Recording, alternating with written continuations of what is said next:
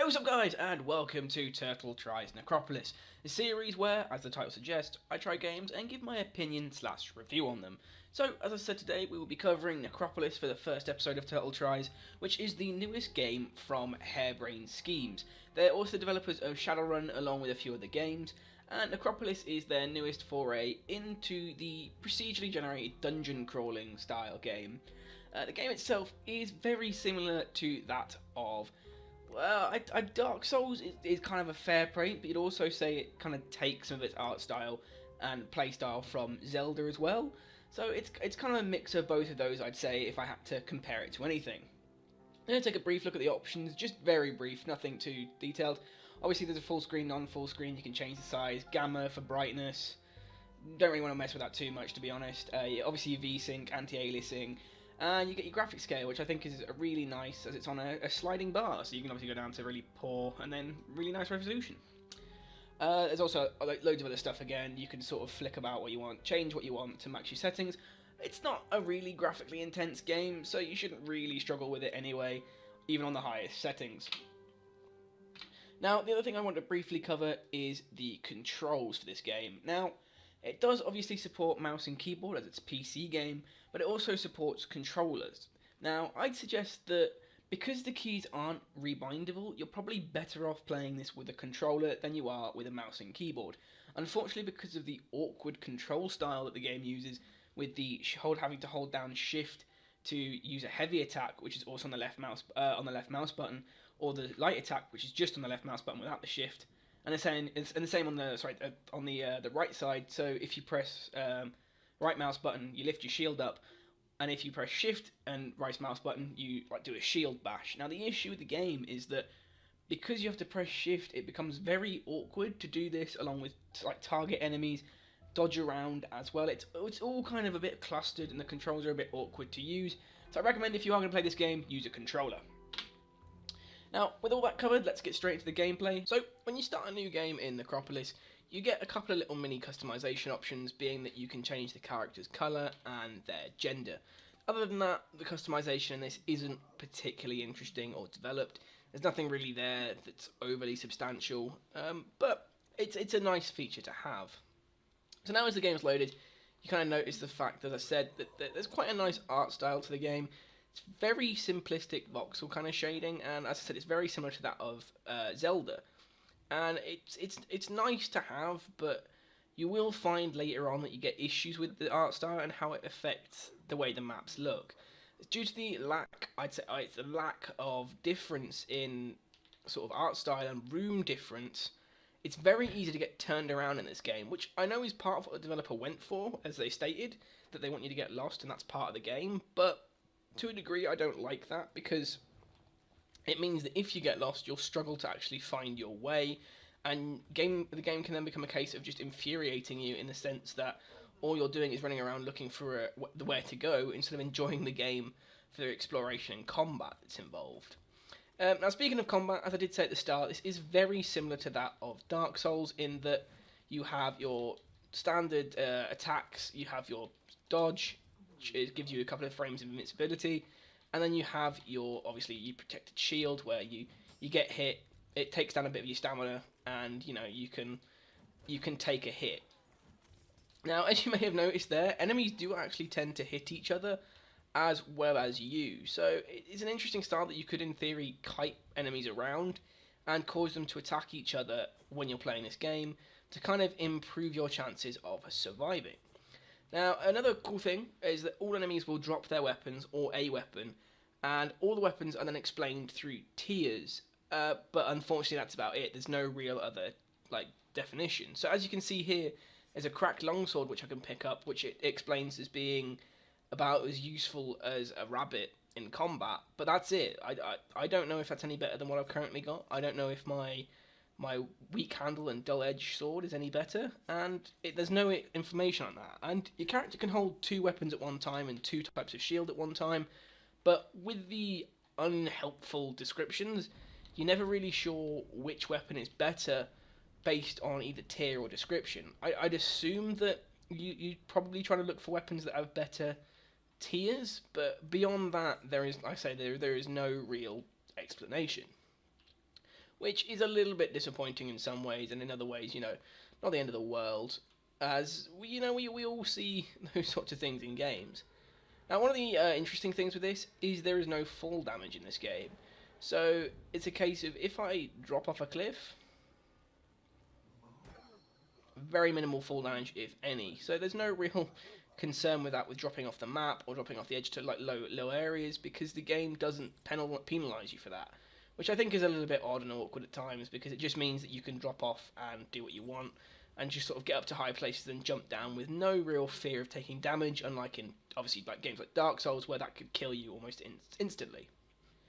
Now, I did say this game was roguelike in the sense that every time you die, you start again from the beginning, and the only level of actual progression this game offers you is the scriptorium just here. Now, on the right hand side you can see I'm in level 1 dungeon. I have 39 gems and 4 tokens. Now, tokens you get through completing tasks, which are at the bottom just here. So if I neutralise 8 Nargle, I get a token. 14 skeletons dead, I get a token. Craft something to eat, I get 10 of those, I get a token. These tokens can then be used to buy scripts. And the scripts are your only level of like information as to progression. So as you can see here, I've got a vampirism one, which means that when I hit an enemy, I take their health, some of their health towards me. But some of these I have an issue with because they're really vague in what they do. So here we've got one called You're It. The only real explanation I get as to what that does is that there's a place different on every monster that if I hit, it freezes them in place like a statue. But that's only me reading that, so that just means that possibly if I hit an enemy in a certain place, they might take less damage. But here it says the key to a good defense is a good defense. And I've had that script since I started playing the game, pretty much. I still don't know what it does. I don't know how useful that's been to me as a character. I don't know whether that's been beneficial to anything. And it really irritates me that these things that are meant to be your permanent level of progression don't actually do anything for you. They're just there. And, like, they don't do, like, there's no guarantee that they do anything for you that's useful. So another interesting aspect of the game, as I did mention, is crafting. Now, crafting comes in the form of being able to make items. Now, obviously my crafting list here that you just saw is very limited due to the fact that it's another thing that every playthrough, your crafting menu is reset. Every time you die, everything you've bought crafting menu-wise is reset, and you have to find it all again, and that's not the best thing in the world, in my opinion. It's a case that it means that every time I play this game, I could have just bought awesome potions in my first playthrough, and then lose them all, making it kind of pointless to a degree. And notice that, and it kind of ruins the experience, in my opinion, slightly because of that. I have also noticed here that there is a lot of pop-in issues with enemies, and that sometimes they'll just appear out of nowhere, and then you suddenly get overwhelmed by ridiculous numbers of enemies in what is meant to be the first room of this dungeon. And I understand the level of, like, that could be a good thing, but I'd argue also that it's a bad thing, because it means that when the game glitches like that, you could suddenly be facing huge odds that are insurmountable in the first room. And unless you're good at this kind of game and you're not new to the style, you will die fairly quickly if you're on your own. And I don't like that about this. That's one of my major flaws with this, in the sense that the game, if you're a new player to this kind of genre and you're not particularly good at this kind of style of fighting, the game will penalise you and you will struggle. There are no two ways about it. That is what will happen. So during that fight, you might have seen me use like a slight power attack where I charged up and it glowed and I sort of did a massive swing. And my stamina's actually been depleted now. Now the reason for crafting is that once you can make rations, or you can make arcane fruit, you can make potions, and some of these things obviously affect enemies, but some of them will also affect your health and your stamina when you eat them. So as you can see there, I've now recovered all my stamina and all my health. Now, the game manages this in quite a good way, because it means that when you're fighting, you have to manage your health and stamina to obviously be able to maintain a good attack rhythm and being able to attack and then dodge, or be able to attack multiple times and then just get away. And it maintains a good rhythm to the playstyle. Unfortunately though, what I have noticed is that you can drain stamina a lot quicker than you realise, and a lot faster. And again, it's one of those games where it doesn't tell you this. It doesn't say, oh, by the way, you can drain your stamina. It just happens, and you'd have to figure out that that's what's happened. And if you don't, then you're gonna get penalised for it, and the game's gonna be like, well, you haven't managed that yourself, and it's not our job to tell you. You should have known that, or you should have figured that out quicker. And I found in my first playthrough that I didn't notice that was happening, and I realised that I could get it up, but I didn't realise what was happening until it was too late, and I'd already lost a load of stamina. And one of my big fights came up, I actually had to run away to try and protect myself. Now, again, you get the same thing with items. You can obviously have, there's a left trigger, which is like on the left trigger, sorry, on the controller, the left trigger is like your shield bash, or as the case here, the crossbow, it's the crossbow shot. And then the downside to this is now I can't block anymore, so I have to dodge more. So there is the element of every time you play through, you will get random weapons each time. Nothing's going to be the same. You're not going to notice the same weapons popping up. And eventually, you'll start to learn what weapons are useful, what play styles you like using, what weapons you're better at with. And to a degree, there is some learning to this, but I just don't think it works out well at times. Now, the main thing I want to talk about that I did say is the fact that this game is sort of advertised as a co-op game, in the sense that you can obviously dungeon delve with teammates, and at all times you've always got 3 available slots, and you can invite friends to join you. And I found playing this game that you're actually better off playing with friends than you are with enemies. Not enemies, sorry. Than you are with playing on your own, because of how you actually are able to deal with enemies in a group. So I'm actually going to quickly jump across to that gameplay and sort of continue the review from there. So we're back in just a sec. So here we are, guys, with me playing with 3 other friends in the game, and this is a playthrough that we played for a couple of hours, and we head through to basically what is the last level of the dungeon, which I will get onto in a little bit about the length of the game itself. But just for now, I'm going to quickly cover some of the little things here. So, as you can see, I'm playing with 3 other guys. We did have a little bit of an issue here with the popping into the last level with them floating, but that, you know what, I'll let that go. In the sense that it was probably because they were in menus at the time when I went through the portal, dragging them all with me.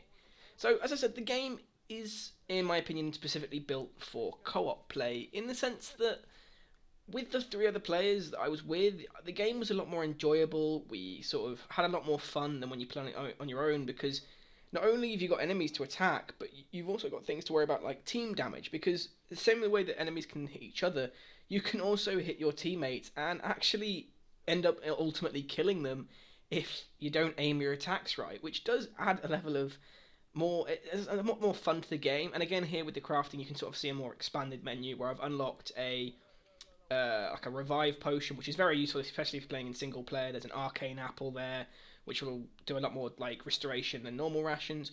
But like I say, generally the game itself is better with other people, and if you're going to play this game, that's how I would stress you play it, with friends, because otherwise you just won't enjoy it as much. So as you can see here, there's all of us sort of staggering around these enemies that we've just slowed, or one of the players has just slowed, and it makes the fight a lot more easy between the 4 of us to take them out than it would if that was a solo endeavour where one player has just gone in to attack all those enemies.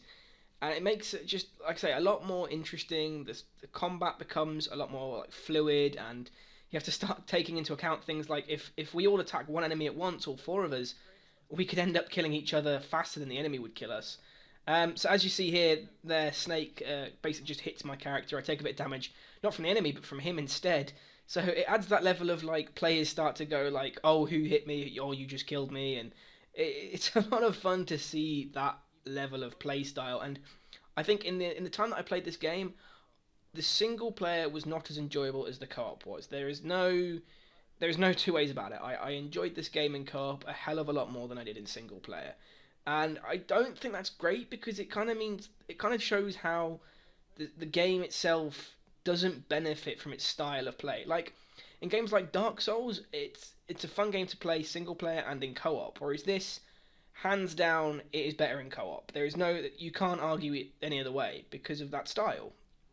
Now, although I do say it is great in co-op, there are a couple of miniature issues that I have, in the sense that the game goes from being this tense permadeath game where if you die it's game over, to a game where if you die there's no real penalty at all to your characters. So if when one of us goes down, that you'll see a bit later on, they don't actually die outright and have to start again. They can actually be resurrected by the other players in the group. Because of this, that takes that edge of like concern out of the game, because you can obviously all revive each other without having to worry about that permadeath aspect. There is a slight timer on that if you don't revive them quick enough, they actually just respawn further back in the level or further back on the map near the start, and they lose all their items, so they just have the basic gear again. But overall, it's not really that bad for them because they don't have to start the entire game over again. They just start on the same level with you, and they can explore.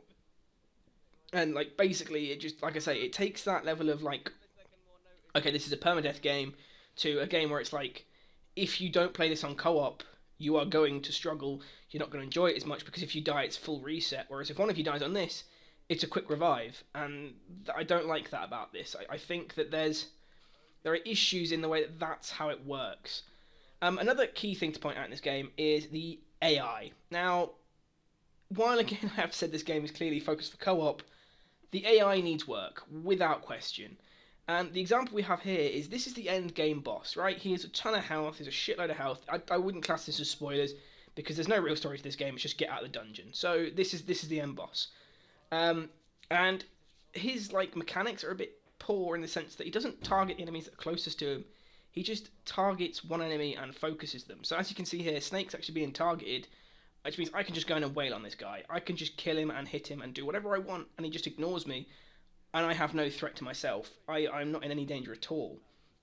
And that to me is very counterproductive, because you can do this with all enemies in the game. You can have one player being focused by the enemies, and it's normally the first person that these enemies see, and then all the other players can just go wail on this enemy while the other teammate kites them around, and nobody gets damaged unless they accidentally hit each other. And it just makes the game a bit disappointing in that aspect, because it means that no longer are you worried about enemies like attacking you. You're just thinking, right, I just need to wail on this guy enough to knock him down.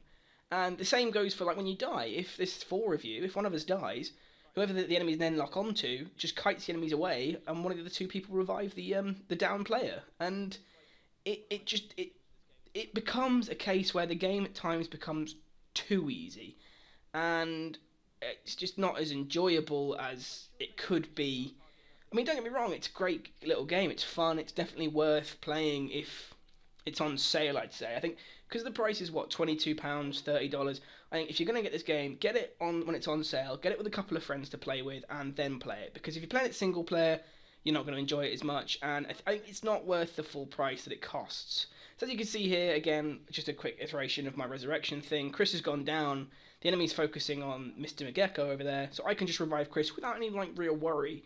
And for this being a boss fight that's meant to be, like, difficult, there's no real, like, worry about this. Whereas if I was playing this single player, if it'd been Chris playing on his own and he just went down, that would be it. That would be game over. He's dead, he's gone, that was game over, it's to start again. And to me, that just isn't great. It doesn't make the game interesting if you're playing it on your own. It requires you to play it with friends, but then when you play it with friends, certain things become too easy, especially when you've got like 4 people to play with.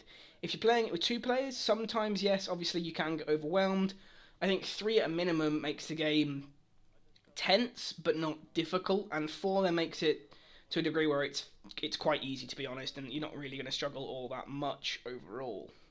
So as you can see here, again, the example is I'm just kiting around, Chris is attacking it, Snake's up in the corner just like crafting some ingredients to keep his stamina up, and there's no real difficulty here. It's just a case of one of us dodges while the other ones attack. And I think, again, like I said, the game is enjoyable, it's fun to play. I think this last boss fight could have done with a bit more finesse to it. And talking about the final boss fight, the game's ending is poor, in the sense that once this guy is dead, you walk through a door and you just start the entire game again. There's only 10 dungeon levels, and that is it. Once you've done all 10 levels, game over, you start again, and all you've got is those tokens to buy 1 scriptorium, so you can only have 1 script on at any one time anyway, and that's it, and you just start again. And you lose all your items, all your stuff, and you just start again from ground and work your way up again. And I think for the price they asked for it, it's not worth it. I think if it comes down in a sale, or somebody buys it and it comes in a group offer where if you pay X amount, you get 4 copies to play with friends, it'll be worth it. But I think at the price they're asking now, with what it offers and the way it's played, I don't think it's worth £22, $30. I think if you want to give it a try, definitely wait for a sale. It is worth playing with a group of friends. It's a good bit of fun.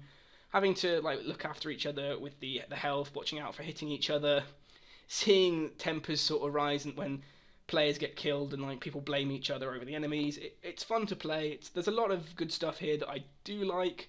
I just think they could have worked on it a little bit more, added a bit more levels for the price you pay.